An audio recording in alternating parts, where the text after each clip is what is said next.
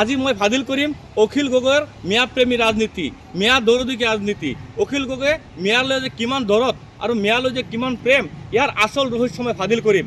অখিল গগৈৰ মিয়া প্ৰেমী যিটো ৰাজনীতি, মিয়া দৰদী যিটো ৰাজনীতি, এইটো ভিডিঅ' চালে আপোনালোকে সম্পূৰ্ণ জল পট ওলাই যাব।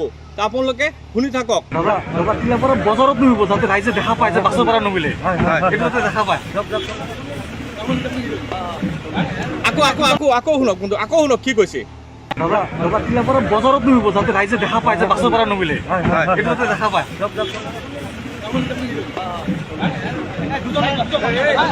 বন্ধুসকল, আপোনালোকে দেখিলেনে যে অখিল গগৈ ডাঙৰীয়া কেনেকুৱা মিয়া প্ৰেমী, কেনেকুৱা মিয়া দৰদী। চাওক, উচ্ছেদৰ সময়ত লৈ পিনে উচ্ছেদিত ৰাইজৰ কাষত গৈ পিনে ৰাজনীতি, উচ্ছেদৰ সময়ত উচ্ছেদিত ৰাইজৰ কাষত গৈ পিনে ৰাজনীতি।